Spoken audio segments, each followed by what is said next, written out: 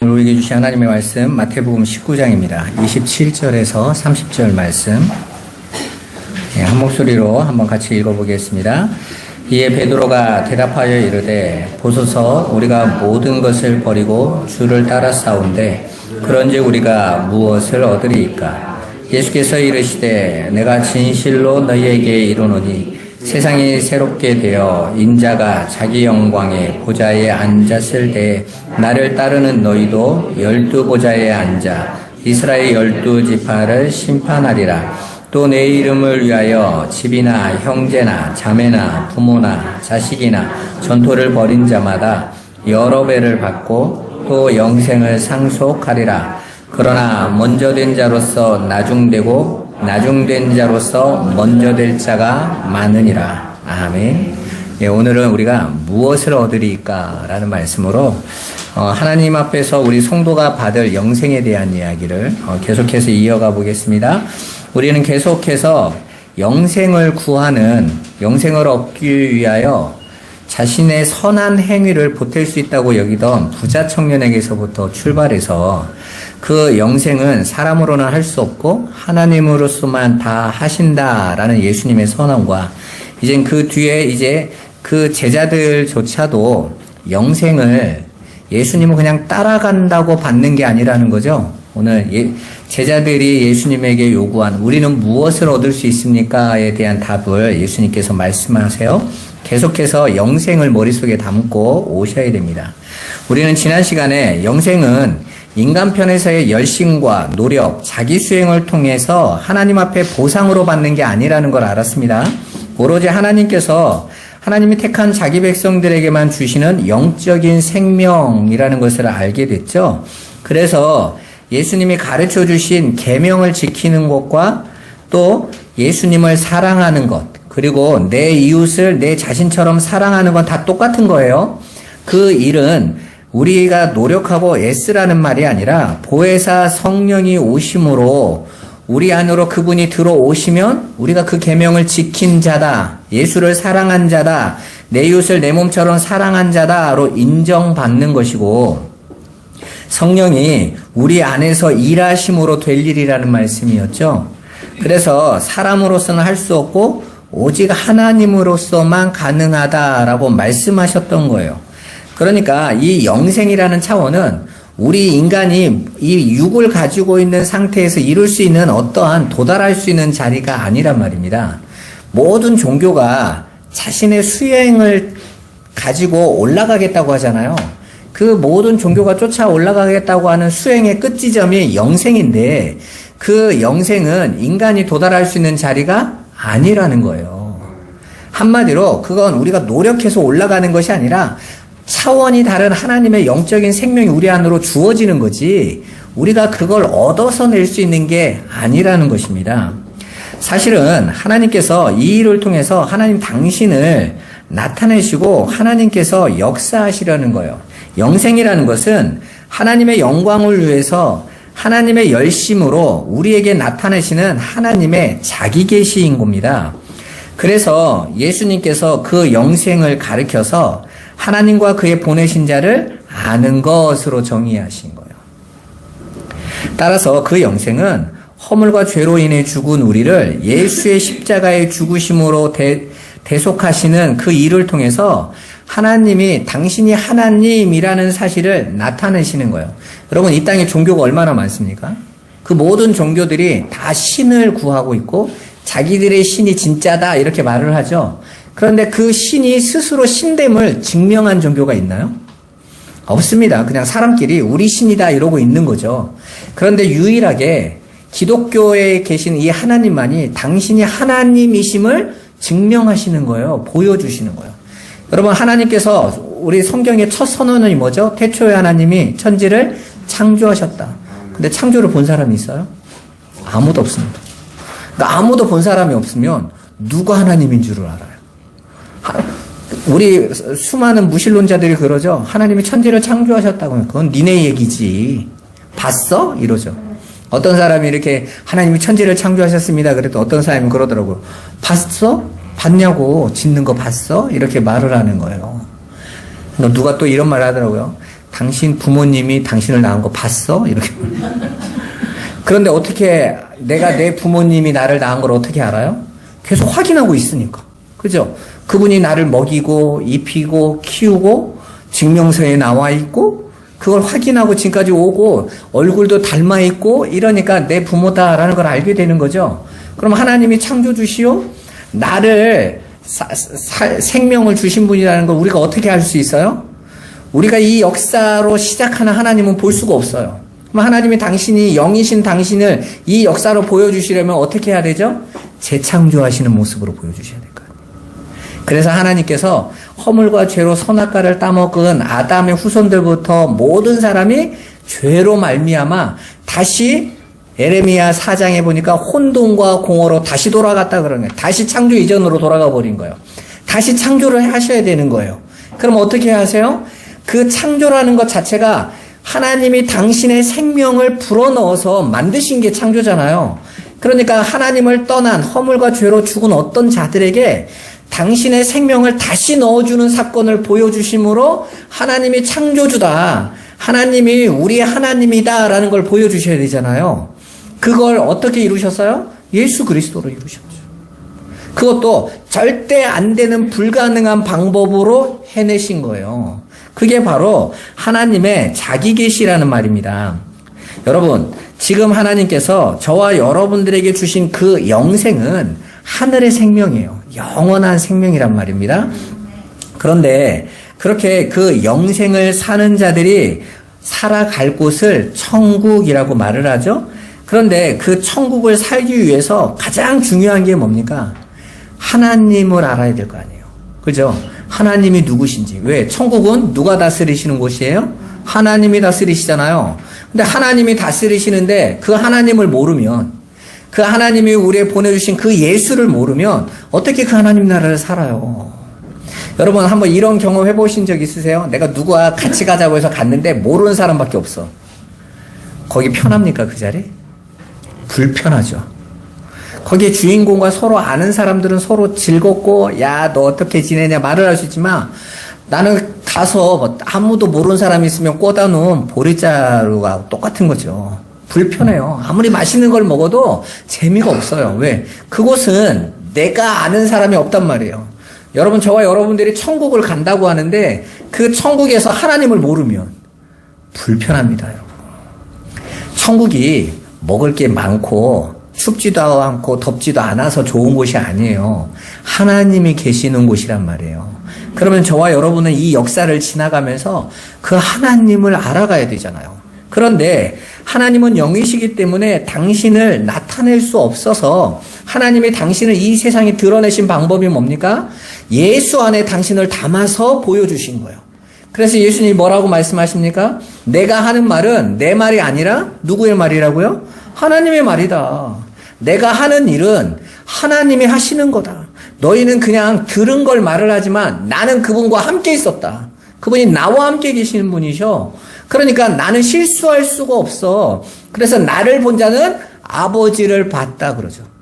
그래서 빌립이 하나님을 보여주세요 그랬더니 나를 봤으면 아버지를 본 거야. 내 안에 아버지가 계셔서 지금 내가 하고 있는 일이 아버지의 일이 아버지의 일. 이렇게 말씀하시잖아요. 우리가 그거 하나만 가지고 있어도 이단이라는 사람들하고 얘기할 필요가 없잖아요. 여호와 증인들에게 뭘 감동합니까? 예수 필요 없다는데 하나님을 예수로 보여줬는데 그 예수 필요 없다는 자들이 어떻게 하나님을 아냐고요. 그런데 마치 자신들이 하나님 제일 잘 알고 있는 것처럼 뭐 하나님의 교회니 이만이니 이런 사람 말할 필요도 없어요. 예수 그리스도께서 이 땅에 오시는 구세주로 온다라는 건 내가 이렇게 열심히 해보자 이게 아니에요. 구세주가 오신 목적이 뭐라고 그랬어요? 죽기 위해서 오셨다고 그랬잖아요. 그럼 자기들이 또 다른 메시아가 되려면 정명석이나 이런 인간들이 메시아가 되려면 뭐 해야 돼요? 이 땅에 와서? 죽어야 된다고요. 죽어야. 죽기 위해서 오신 분이니까 안 죽고 팔팔 살면서 자기들이 제2의 구원자라고? 예수가 일을 못해서 자기가 다시 왔다고? 그건요. 기독교인들이 그만큼 성경에서 예수님 오신 이유를 모르고 있다라는 거예요. 그러니까 말도 안 되는 소리를 하고 있는데 그 사람이 맞다고 쫓아가고 있잖아요. 성경을 무엇을 말하고 있는지 하나만 알아도 이렇게 이단이 말하는 소리에 대해서 그냥 웃을 수 있는데 그 말을 못 알아듣고 있다라는 건 기독교인들이 교회를 다닌다는 사람들이 지금 하나님의 뜻과 예수를 보내신 아버지의 계획을 전혀 못 알아보고 있다라는 것이죠. 여전히 부자 청년처럼 자기의 열심을 바탕으로 영생을 구하겠다라는 거죠, 지금. 그러니까 누가 더 열심히 하냐에 마음이 가는 거예요. 여러분, 기독교는 그런 게 아니에요. 하나님께서 예수 안에 당신을 담으셔서 세상에 나타나세요. 그래서 우리가 이 역사 속에서 하나님을 알아볼 수 있는 방법은 예수밖에 없는 것입니다. 그래서 예수를 모르면 절대로 영생을 살 수가 없어요. 그러면 우리가 예수를 안다라는 거 무엇을 말하는 것입니까? 바로 예수님이 누구시고 왜 오셨으며 무엇을 하셨는가를 알아야 되는 거예요. 우리는 그 예수를 통해서 하나님의 사랑과 하나님의 긍휼하심과 하나님의 은혜에 하나님의 하나님 되심을 배우게 되는 것이에요. 따라서 예수님이 누군지 알기 위해서는 그분이 왜 십자가를 지셨는지, 왜 우리가 도대체 어떤 자들이기에 그렇게 극악무도한 십자가 외에는 다른 길이 방법이 없었던 것인지에 대해서 알아야만 되는 거예요. 아직도 저 중동에 있는 이스라엘 땅에 있는 유대인들은 예수를 믿는 것에 대해서 자존심 상해요.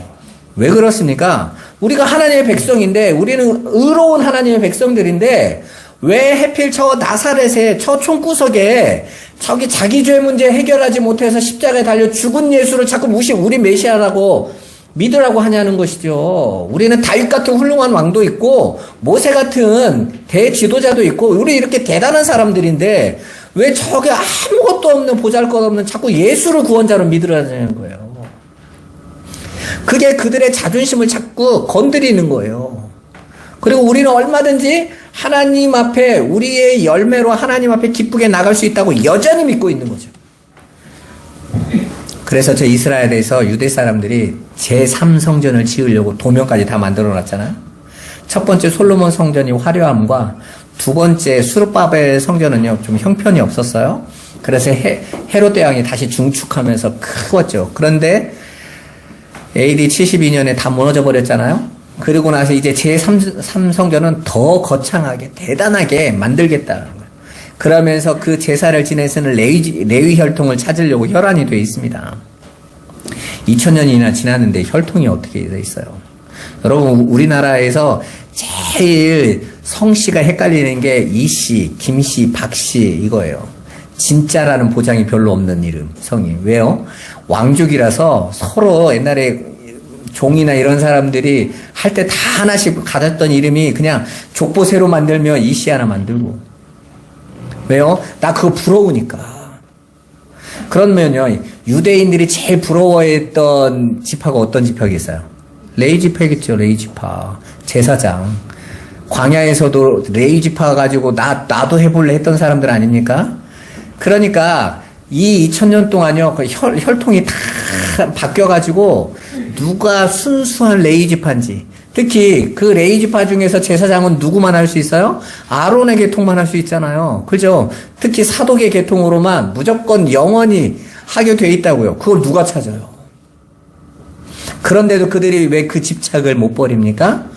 우리는 그렇게 그 하나님 앞에 제사 드림으로 우리가 선민이라는 거 증명해내겠다라는 거죠. 그래서 예수 필요 없다라는 거예요. 그러면서 누구보다도 자신들이 하나님을 더 잘 알고 있다 이렇게 생각하고 있는 겁니다. 그런데 여기 말씀드렸지만 예수가 아니면 안 되는 거예요. 왜 그렇게 부끄러운 십자가를 예수님이 지셔야만 되는 겁니까? 지금 하나님을 떠나서 하나님을 떠나보는 우리 인간을 향해서 하나님은 무엇이라고 말합니까? 원수라고 하죠. 그래서 로마서에 바울이 그러죠. 우리가 원수 되었을 때 하나님과 원수였던 거예요. 그리고 그 원수를 향해서 하나님이 다는 형이 바로 십자가형이에요. 원수를 죽이는 형이. 그래서 예수님께서 그 십자가형을 달리셔야만 하는 거예요. 왜냐하면 하나님의 원수와의 화목을 위해서는 반드시 그 원수가 받아야 될 형벌은 받아야 되니까. 그런데 우리에게 그 형벌을 줘버리면 우리가 끝나버리잖아요. 그러니까 하나님이 당신의 택한 백성을 구원하시기 위하여 무한하신 하나님을, 아들을 이 땅에 보내셔서 하나님께서 그 형벌을 당신의 아들에게 인간의 대표로 육을 입고 오셔서 죽여버리신 거예요. 그런데 그 아들이신 예수는 뭐가 없어요? 죄가 없어야 돼요. 그래야 거룩한 제물이 되죠. 정결한 제물이. 그래서 예수님께서 친히 죄 없으셨다 이렇게 말하는 거예요. 누가요? 세상의 법정에서 본디오 빌라도가 손을 씻으면서 뭐라고 말합니까? 나는 이 사람에게서 무엇을 찾지 못했다고 그래요? 죄가 있는 걸 못 찾았다. 그래야 정결한 제물이 되니까. 그래서 정결한 제물이 부정한 짐승들을 위해서 죽는 거예요. 그래서 노아 홍수 때에도 정결한 짐승이 제물로 올라가고 하나님이 무지개 언약으로 내가 다시는 물로 세상을 심판하지 않겠다라고 선언하시는 거예요. 그러니까 그 선언은 정결한 제물의 피로 말미암아 깨끗함을 입는 이야기를 하고 있는 거죠. 그리고 예수님은 바로 그렇게 정결한 제물로 십자가에 달리시고 당신이 죽으심으로 우리를 구원하시는 거예요. 당시 로마도 반역자들을 향한 형이 십자가형입니다. 십자가형이 제일 아픈 고통스러운 형이 아니에요. 가장 고통스러운 형은 따로 있어요. 특히 바울이 말을 했던 살인자에게 대한 형이 뭐냐면 사망한 내가 죽인 사람과 몸을 꽁꽁 묶어놓은 거예요. 그래서 바울이 그러잖아요. 내가 사망의 몸에 묶여있다. 그러니까 내가 죽인 자와 얼굴과 얼굴, 온몸을 딱 일체로 묶어버려요. 그래서 꼼짝도 달짝도 못하고 숨 쉬어도 썩은 사람의 향을 내가 맡아야 되고 내가 죽였어요. 사람이 죽일 때는 살아있었을 때니까 별로 안 무섭게 사람을 죽였지만 죽은 자가 서서히 썩어 들어가면서 그 앞에 내가 그 안에 묶여서 나도 굶고 같이 죽어가는데 사망이 나를 먹어간다고요, 여러분. 대부분 다 정신이 미쳐가고 나서 죽어요. 그러니까 제정신으로 살 수 없도록 만들어버리는 것이죠. 그런 형벌이 훨씬 더 무서운 형벌이었습니다. 그런데 십자가형은 무슨 형이냐면 로마의 반역자들을 처형하는 거예요. 그러니까 지금 예수님 좌편 우편에 매달린 그 강도라고 하는 자들은 그냥 강도가 아니라 로마에 반역해서 독립운동하다가 로마인이나 아니면 로마를 추종하고 있는 유대인의 그런 사람들을 죽였던 사람들인 거예요. 그리고 그들의 재산을 뺏어서 가난한 사람이 나눠주거나 독립운동을 해서 썼던 거예요. 그러니까 로마 편에서 봤을 때는 로마에 대적하는 자고 반역하는 자요. 강도인 거죠. 그래서 예수님 좌편의 강도가 그렇게 떳떳했던 겁니다. 자기가 정말 남의 돈이나 훔치고 도둑질하는 그냥 일반적인 강도였다면 너도 구원하고 나도 구원하란 말을 어떻게 해요? 지가 완전히 악당이라는 걸 아는데. 근데 이 사람이 이렇게 떳떳하게 구했다라는 건 지금 자기 삶 자랑스럽다라는 거잖아요. 우리나라에서도 일제 독립운동을 했던 분들이 그 안중근 의사나 이런 분들 같이 법정에서도 떳떳하죠. 이또 히로부미에게 죽여놓고도 떳떳하잖아요. 왜? 너희가 말하는 그는 우리나라를 폭력으로 억압했다니 당연히 국민으로서 죽이는 게 당연하지. 이렇게 말할 수 있었던 건 내가 의로운 일을 했다고 생각하기 때문에 그러는 거죠. 그냥 예수님 좌편에 있는 이 강도도 자기가 의롭다고 여기니까 너도 살리고 나도 살려라 라고 말을 하는 거예요. 왜? 나도 의로우니까. 그렇게 모든 원수를 다는 십자가에 예수님이 달려 죽으신 거예요. 그래서 뭐 하게 하시려고? 하나님이 우리와 화평하게 하기 위해서, 화목하게 되기 위하여 그러신 거예요.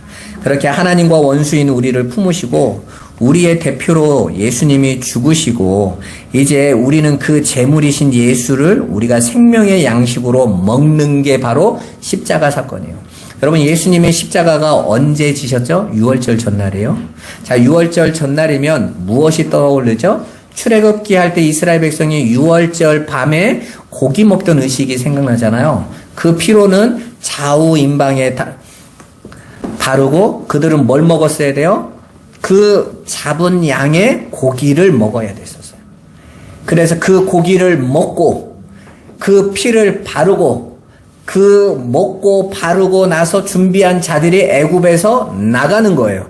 그들에게만 사망이 넘어가는 거였어요. 사망의 심판이. 바로 그래서 예수님께서 내가 그 양식이야 라고 말씀하신 거예요. 그 6월절의 양식으로 너희가 나를 먹고 그래야 사는 거다. 이렇게 말씀하고 계시는 거란 말입니다. 그렇게 저와 여러분들은 예수 그리스도를 생명의 양식으로 먹는 게 바로 십자가인 거예요.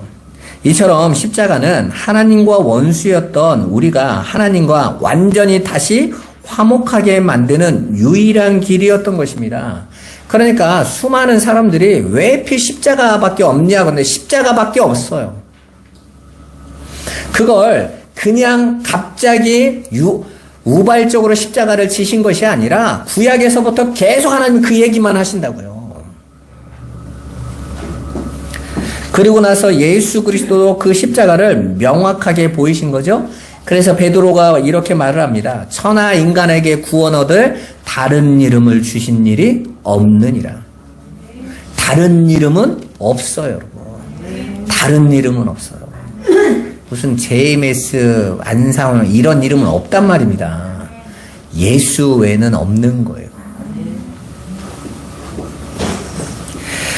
그렇게 본문에서 영생이 오직 예수 그리스도의 십자가로만 우리에게 주어진 것임을 계속해서 강조해주고 있어요. 지금 이 이야기가 어디서부터 흘러나온지 여러분은 아셔야 돼요.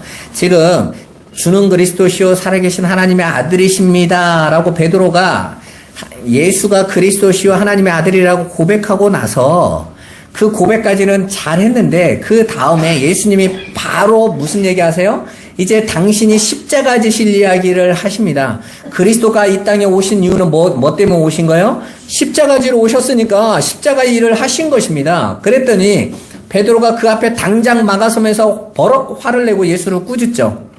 그리하지 마옵소서. 그런 생각도 하지 마세요. 무슨 십자가입니까? 당신이 왕 돼서 세상을 정복해야지. 그 이후로 마태가 계속 그 이야기를 하는 거예요. 왜 십자가가 아니면 안 되는가? 십자가를 이해하지 못하면 기독교는 이해를 못하고 있는 거예요. 십자가는 저기 패션 오브 크라이스트처럼 예수님이 얼마나 아팠을까의 십자가가 아니란 말입니다. 아직도 많은 교회에서 십자가를 바라보고 성도들에게 얼마나 너 때문에 아팠는 줄 알아 이런 거 하는데 그 얘기 하는 거 아니에요, 여러분. 아파하지 않아도 된단 말이에요. 그래서 예수님이 누가복음에 십자가 지고 막 매 맞고 걸어가실 때 예루살렘의 여자들이 막 우니까 뭐라고 말합니까? 나를 위해서 울지 말고, 야, 내가 지금 심판하러 가는 거 아니야, 지금. 너희와 하나님 사이로 화목하게 하고 가는데, 오히려 이 일은 뭐가 돼야 되는 거예요? 그들에게는 축제가 돼야 되는 거죠. 이거 없으면 안 되니까. 이스라엘 백성들이 날마다 절기를 기다리고 대속제를 지킬 때 항상 일주일 전에 축제를 벌여요. 왜요? 살아나는 날이니까. 그런데 자꾸 육의 예수에 묶이면 얼마나 아프셨을까 그러고 있다니까요. 예수님도 아팠는데 나도 아파야지. 여러분 천주교에서 한 번씩 그런 거 나오잖아요. 뭐 어떤 사람이 몸에 못자국이 생겼다는 둥 이러면 뉴스 나오죠. 뭘 그런 거에 감동합니까? 근데 그 사람들은 막 그거에 감동해요. 뭐 아무것도 없는 돌십자가에서 피가 흘렀다는 둥, 그거 피가 흐르든 말든 녹물이 흘렀거나 뭔 상관이 있냐고요. 그게 아무것도 아닌데 마귀는요 그렇게 엉뚱한 거 바라보고 가게 한다니까요. 그 십자가가 아니면 하나님과 우리가 원수됨에서 화목하게 될 수 없는 거예요. 그래서 예수 그리스도께서 십자가를 지셔야만 됐던 것입니다. 그러니까 영생은 우리의 노력과 열심과 애씀으로 얻어지는 것이 아니라 예수 그리스도의 십자가가 아니면 안 된다 이야기하고 있는 거예요. 오늘 본문에서 아직 제자들이 예수님의 말씀하신 그 영생을 이해하지 못하고 있음을 알 수 있죠? 당연합니다. 영생은 보혜사 성령이 오셔야만 성취되는 거라고 우리가 지난주에 말씀으로 받았잖아요. 바로 계명을 지킴과 예수를 사랑하는 것, 그 둘이 샌드위치로 딱 붙어서 안에 보혜사 성령 이야기가 딱 들어가 있었다고 그랬죠. 이 일은 성령이 오시면 이루실 거다라는 것이죠. 그래서 예수님이 내가 가는 게 더 유익이다. 왜?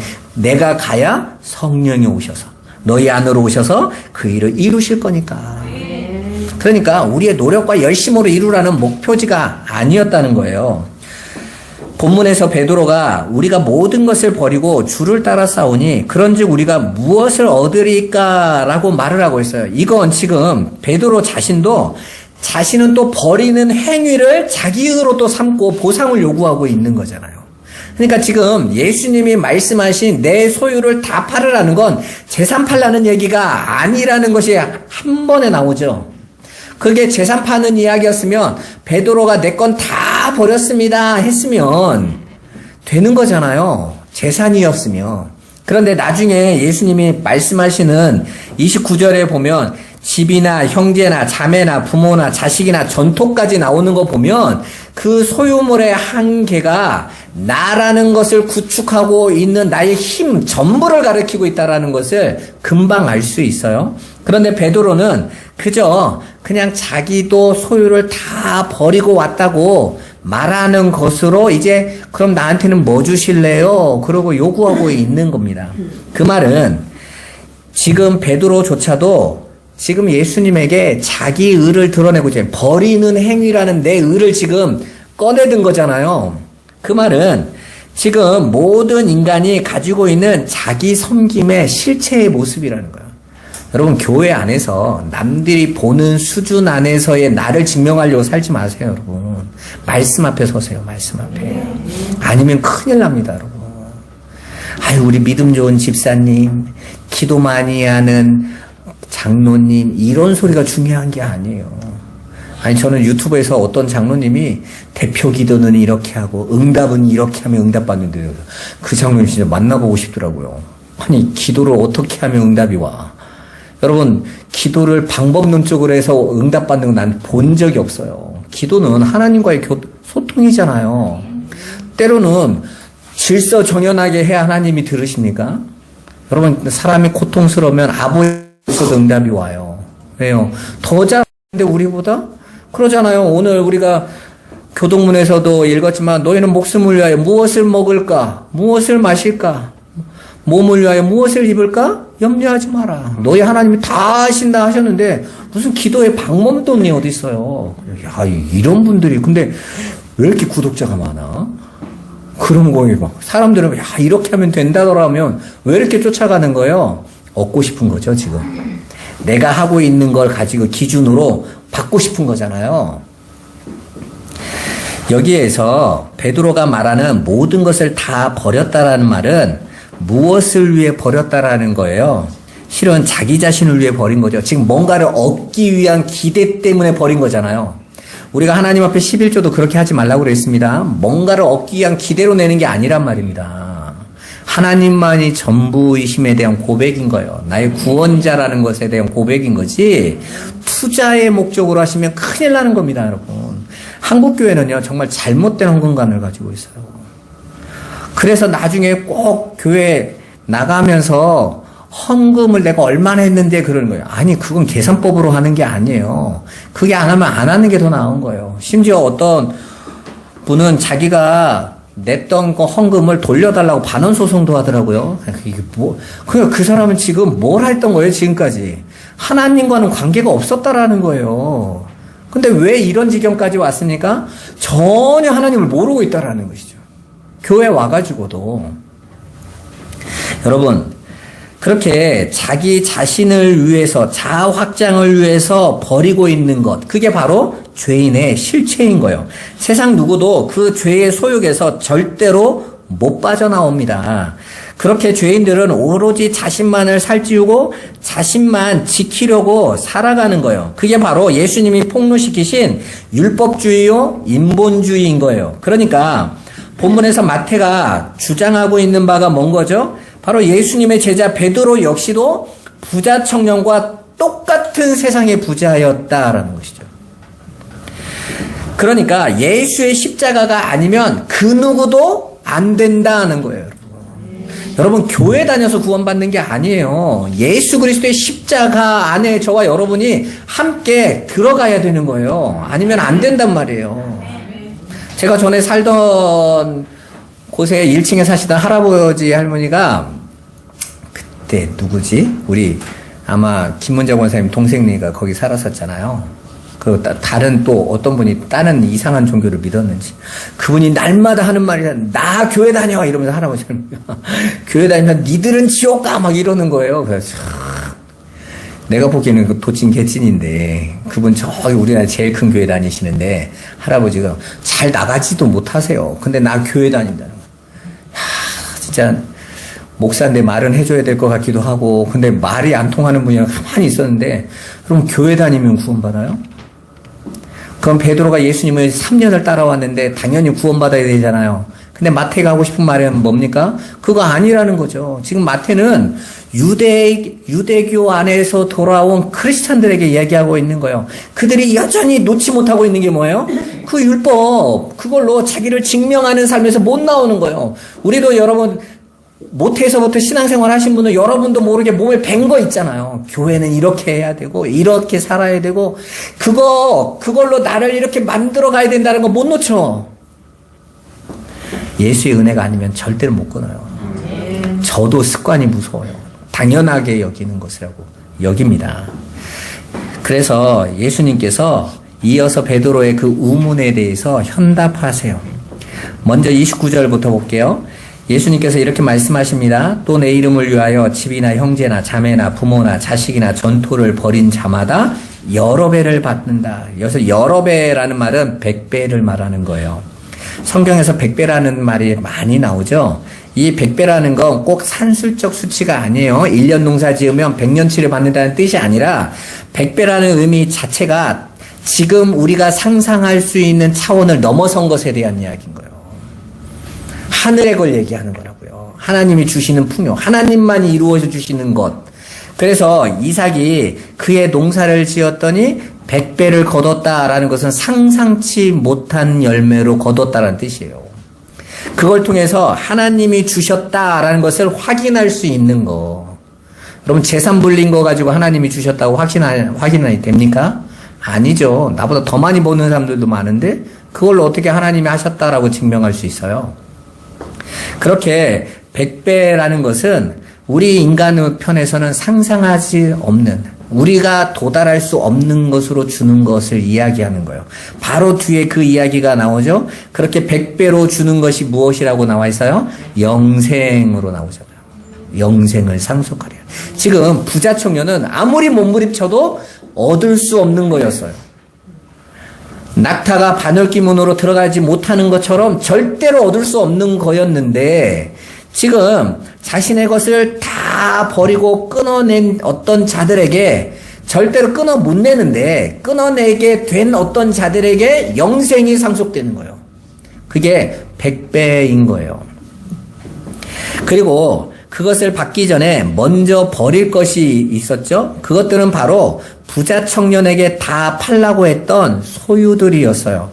집, 형제, 자매, 부모, 자식, 전토를 버리라고 하세요. 아브라함에게도 부르셨을 때 비슷한 말씀을 하시죠. 너의 고향과 친척과 아비집을 떠나라 라고 말씀하셨잖아요. 그러니까 하나님의 백성들이 반드시 그 하나님의 영생으로 들어가기 위해서는 내가 나의 힘으로 붙잡고 있는 이 세상의 힘들을 내려놔야 된다라는 거예요. 그런데 절대로 우리 힘으로는 못 내려놓는다는 거죠. 그래서 어떡합니까? 하나님께서 친히 성령으로 우리 안에 오셔서 그것들 끊어내시겠다라는 거예요. 그래서 신앙은 힘든 거예요. 어려운 겁니다. 그래서 오히려 하나님을 만난 자들마다 모두 다 하나님의 폭력적이라고 느껴요. 왜 하나님 나 그냥 잘 이렇게 믿어가면 받아줄 것이지 왜 이렇게 안 하고 내 삶에 이렇게 뚫고 들어오셔서 나를 이렇게 지근지근 밟아버리세요 그러는 거예요. 욥의 삶이 그런 모습으로 등장하잖아요. 박살나버리는 것이죠. 그렇게 해서라도 하나님께서 우리에게 주시려는 그 영생은 비교할 수 없는 100배로 오는 것이기 때문에 그래요. 예수님은 바로 그것들을 다 끊어버리고 이 세상에서는 상상하지 못하는 것으로 주신다라고 말씀하시는 것입니다. 여러분, 세상 사람들은 이 세상의 것들로 자신의 존재를 증명하는 삶을 사는 걸 살았다라고 생각해요. 여러분이 언제 여러분이 살았다라고 생각하세요? 여러분이 어떤 일을 성취했을 때 보람을 느낄 때 살았다고 생각합니다. 그리고 사람들은 그게 생명인 줄 알아요. 데카르트라는 철학자가 그랬죠. 나는 생각한다, 고로 존재한다. 존재를 나의 생각과 내가 모든 걸 판단할 수 있는 나로서 존재를 확인해요. 그럼 하나님의 백성들은 뭘로 존재를 확인합니까? 내 안에 예수 계심으로 존재를 확인해요. 이게 어마어마한 차이예요. 그렇게 데카르트의 스스로의 존재됨을 확인할 때부터 기독교가 타락했어요. 아니, 실존주의로 나오면서 이제 현대로 들어오면서요, 기독교 예수를 버려버리죠. 왜요? 스스로 존재한다는데 뭐. 여러분, 우리는 예수로만 존재해야 되는 자들. 그렇게 스스로 존재하고 내 생명을 취하라는 것들을 성령이 오셔서 부숴버리는 거예요. 그것들이 다 가짜니까. 그래서 우리가 생명으로 여기고 있는 이 세상에서 보이고 있는 그 생명들이 참 생명이 아니라는 증거로, 진짜 생명이 아니라는 증거로 어떤 일이 일어납니까? 세상에 있는 살아있어 보이는 것들은 다 쇠하고 썩고 더럽혀지는 거예요. 꽃도 이쁜데 시간이 가면 시들어버리죠? 쇠해버립니다. 더럽혀집니다. 살아있음이 아닌 거라는 증거예요, 여러분. 그런데 우리는 잠깐 보여주고 이쁜 것 가지고도 살아있다고 스스로 얘기하는 거죠.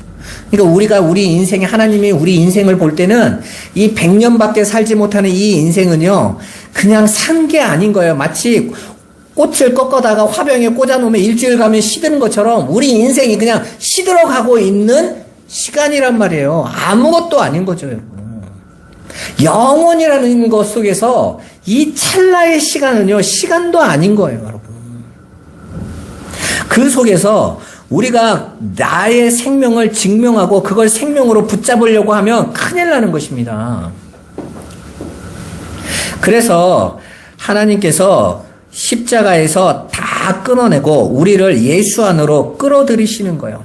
다르게는 우리 안에 생명의 떡이신 예수가 영으로 들어오시는 거예요. 그게 영생이니까요.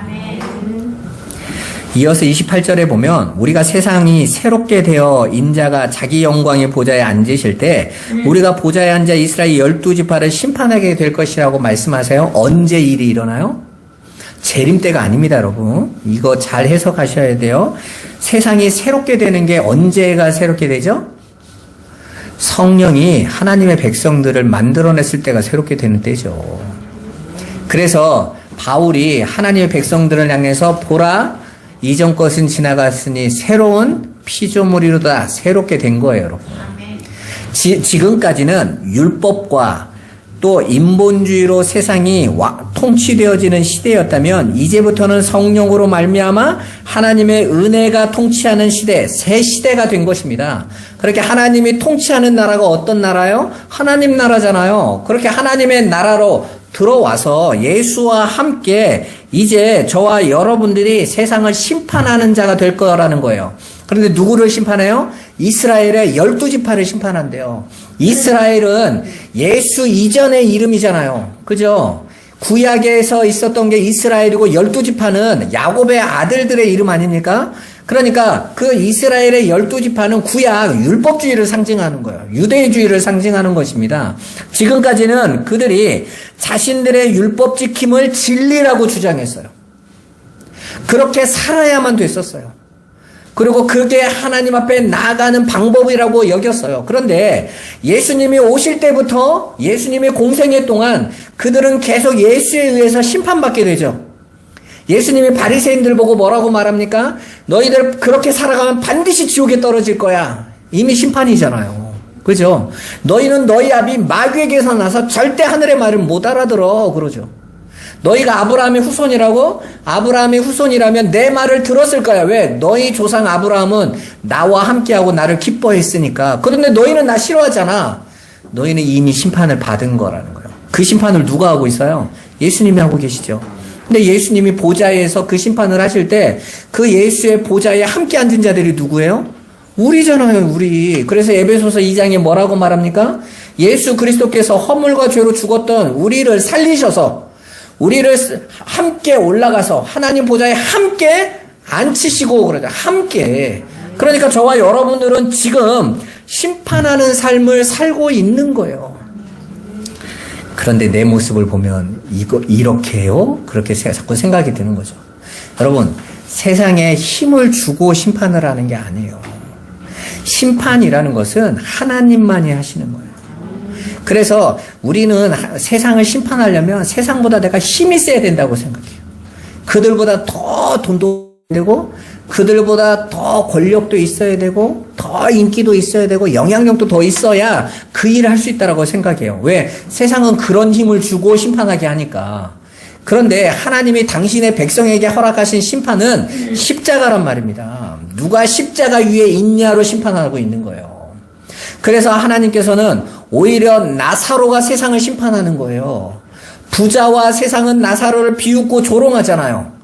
저 병들고 늘 아픔도 해결 못하고 자기 하나도 간수 못하고 있는 지질이 못나고 가난하고 병든 나사로. 세상은 나사로를 그렇게 봄으로 심판받는 거예요. 하나님께서 그를 십자가로 끌고 가는 삶이 나사로가 자신의 것을 취할 수 없도록 하나님께서 끊어내시는데 그 삶이 세상에서 볼 때는 바보 같은 거죠. 세상은 열심히 나를 증명하고 내 힘을 키워서 내가 살아있음을 증명해야 되는데 나사로는 그럴 수 없는 삶을 살고 있는 거잖아요. 왜? 하나님이 그 길로 끌고 가버리시니까. 그런데 하나님은 그 나사로로 세상을 심판하고 계시다. 그 나사렛 예수로 세상을 심판하시는 거하고 똑같은 거죠, 여러분. 그래서 성도는 세상 안에서 그렇게 율법주의로 자기를 증명하는 자들을 그 은혜의 십자가로만 구원받는 비밀로 세상을 심판하고 있다라는 것입니다. 그렇게 그러한 은혜를 알게 된 자들을 통해서 지금까지 왕노릇하던 율법주의와 유대주의가 정죄받고 심판받는 거예요. 십자가 이전에는 율법주의가 왕노릇했어요. 자신이라고 여기고 가르쳤어요. rab비들이 뭘 가르쳤어요? 율법 지키라고 열심히 가르치는 거죠. 그게 진리라고 가르쳤던 것입니다. 그런데 은혜의 법이 오니까 그 내 힘으로 지키겠다라는 건 다 비진리가 돼버리죠. 거짓이 되는 거예요.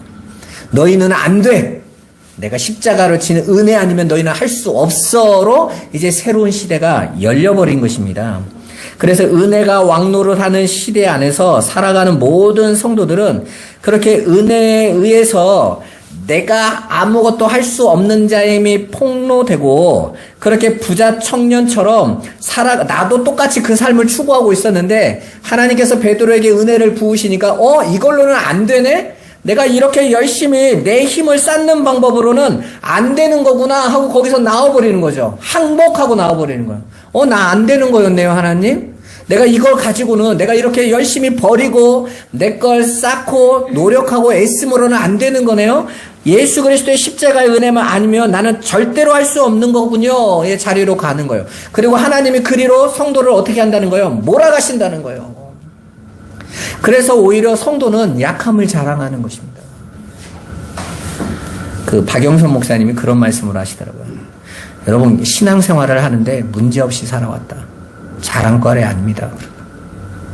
나는 아무런 일이 없어. 나는 뭐 다 괜찮아. 그 어디 가서 말하면 쪽팔린 거라고 말을 하라. 창피한 줄 알아. 하나님의 성도에게 고난이 없는 건 자랑이 아니라 내가 하나님 백성이 맞는가를 확인해 봐야 될 상황이라는 거예요. 왜요? 성도의 특권이 고난이니까. 하나님께서 저와 여러분의 옛사람을 끊어내는데 어떻게 환난이 안 오냐는 거예요. 그러니까 오히려 이 시대의 교인들이 예수 믿고 평안을 구하고 문제없음을 구하는 건 자기 하나님 천국 안 가도 되니까 영생 없어도 되니까 그냥 세상에서 힘이나 주는 금송아지의 자리에 있으라는 거죠. 예수는. 그건 하나님과 아무 관계없는 자리라는 거예요. 그래서 오히려 성도는 환난 중에 찬송하고 기뻐할 수 있는 거예요. 그래서 바울과 실라가 직산나게 매를 맞고 감옥에 갇혀서 찬송했던 겁니다. 야, 하나님께서 내게 어떻게 이렇게 은혜를 주시나. 그게 기독교만이 이렇게 특별한 변태라서 그런 게 아니라 그 하나님의 뜻을 알기 때문에 그래요. 그렇게 실제로 성도인 우리에게 옛사람을 끊어내고 세상의 힘들을 끊어내는 성령의 일이 벌어질 때, 그래서 내가 부인되고 십자가로 자리로 내려갈 때, 곧 나라는 존재는 죽은 자임을 인정하는 자리로 끌려 내려가는 과정이 쉽겠냐고요, 여러분. 힘들죠. 두렵습니다, 여러분. 그래서 예수 믿으면서 악다구리 안 써본 사람은 그 사람이 이상한 거예요. 악다구리 쓸 때까지 간다니까. 하나님 이런 식으로 오면 곤란합니다. 참는 것도 한두 번이지. 여기까지입니다. 여기 했는데 더 파면 어떻게 해요? 우리 강 목사님 늘 말한 것처럼 땅으로 내려와서 아유 됐나 했더니 지하를 파시더라고. 그래. 이러면 곤란하잖아요. 내 한계의 수준은 여기라고 생각했는데 더 내려갈 때 내 안에서 진짜 하나님에게 한판 해보고 싶고 막 따져보고 싶고 욥처럼 내가 계산 좀 해봐야겠다. 뭘 그렇게 잘못했다고. 거기에 생각을 부숴버리는 거죠. 네가 잘하고 못하고를 가지고 내가 내 앞에 나오는 게 아니야. 내가 값없이 주는 은혜 안에 서는 거야. 그래서 오직 의인은 믿음으로 사는 거지. 내가 하나님 앞에 뭔가를 했습니다로 사는 게 아닌 자들인 거거든요. 그렇게 하나님 앞에 빈손 들고 두 손 들고 나는 예수 그리스도의 십자가가 아니면 나는 안 됩니다의 자리로 내려가는 거예요. 그래서 그러한 우리 인간들이 내놓는 힘을 다해 노력하는 것으로는 그 가치들로는 영생을 얻을 수 없으니까 성령께서 우리를 십자가에 못 박아 주시는 거예요. 그렇게 못 박아라, 매달려라, 그래서 살아나라 그러는 것이죠. 바울이 빌립보 성도들에게 그러한 자신을 예수 만나기 전에 무엇이든지 유익하던 것들을 그리스도를 위하여 다 해로 여겼다고 고백하는 거예요. 그래서 야, 내가 이전에 내가 의로 여겼던 거, 부자 청년이었던 거죠. 부자 청년이었던 사울로 있던 자신이 나는 그게 은 줄 알고 그 소유를 가지고 난 하나님 앞에 가는 게 정당하다고 여겨서 예수밖에 없다라는 스데반을 죽이는 증인이 돼가면서 믿는 것들은 다 죽여야 돼. 율법 지키기 귀찮아가지고 이것들이 자신들의 노력 안 하고 살아가는데 이건 다 정죄받아야 돼. 이러고 가다가 예수를 만나고 나서 오히려 자기가 지금까지 유익하다고 여기고 자랑으로 여기던 소유를 다 어떻게 했다고요? 그리스도를 위하여 다 해로 여기고 이것들이 자꾸 나로 하여금 사망의 몸으로 묶어서 야, 너도 이 정도면 된 거야. 자꾸 이렇게 나오는 거예요. 여러분, 예수 믿는 건 우리가 끝까지 주님 앞에서 나는 아닙니다로 가야 되는데 자꾸 신앙생활이라는 거 안에서도 내가 뭔가 해놓은 거 가지고 의로 잡으려고 한다고요, 여러분. 이거 정말 미칩니다, 여러분. 제가 그래서 그래요. 뭔가를 하나를 하면 의로 여겨요. 자신이 모든 걸 다 버리고 배설물로 여긴다고 바울이 고백합니다. 왜냐하면 그리스도 예수를 아는 지식이 가장 고상하기 때문에 그리스도만을 얻고 그 안에서 발견되는 것이 진짜 영생의 기름을 알았기 때문에 그래요. 십자가 아니면 안 되는 걸 알았기 때문에 그래요. 그래서 나는 오직 예수 그리스도의 십자가 외에는 아무것도 알지 아니하기로 작정했다. 몸부림치는 싸움인 것입니다. 여러분, 한 주간 여러분의 삶을 살아가시고 이제 24년을 지나가시면서 여러분 몸부림치셔야 돼요. 그 십자가의 의 안으로 들어가는 거. 십자가만이 나의 자랑이고 그것만이 나의 소망임을 여러분 붙잡으셔야 돼요. 왜요? 그 안에만 영생이 있으니까요. 다른 길은 없습니다. 여러분 지금 이 땅에 여러분 지금 영생을 상속받을 자로 사시는 거예요. 그러기 위해서 부지런히 여러분의 것이 끊어지고 버려질 때 찬송하고 가시는 거예요. 억울해하지 마세요. 왜 하나님 내 인생을 이런 식으로 왜 문제를 터뜨리시고 일을 만드시고 나를 이거 힘들고 귀찮게 하십니까가 아니라 나를 살려내고 계시는 거예요. 암 환자에게 암이 다 제거됐다라는 소식만큼 좋은 소식이 어디 있어요? 우리 김덕길 집사님이 전에 암 수술할 때 이게 너무 어려워가지고 의사가 나와서 다 못 긁어냈습니다. 이래서요. 그냥 지켜봐야 됩니다. 또 자랐어. 두 번째 또 했어. 근데 또 다 못 잘라냈어. 그럼 이게 얼마나 사람 힘든 건 줄 아세요? 할 때 확 다 했으면 좋겠는데 너무 어려워서 기계가 들어갈 수 없고 손이 들어갈 수 없어서 제거가 안 돼. 그럼 그건요. 또 이 일이 또 생기겠구나라는 상황하고 똑같은 거예요. 우리 안에 있는 이 죄라는 것도 나라는 것을 붙잡고 있는 나의 이 옛사람을 잡고 있는 이것도요. 끈질깁니다. 생존력이 암세포보다 더 세요. 그 안에서 우리를 살리는 길은 예수 그리스도의 은혜밖에 없어요. 십자가만을 바라보시길 바랍니다. 기도하겠습니다. 살아계신 하나님, 우리가 무엇을 얻을 수 있습니까? 라고 고백하는 베드로에게 하나님께서, 예수님께서 내가 영생을 상속하리라 말씀하신 그 은혜를 우리가 붙잡고 이제 우리 그 자리 안에서 우리의 모든 것을 버리고 끊어내버리는 은혜의 삶을 살게 하여 주옵소서. 성령의 능력으로 역사하여 주옵소서. 하나님의 충만한 은혜 가운데 온전히 들어가도록 역사하여 주옵소서. 예수 그리스도 이름으로 기도드리옵나이다. 아멘.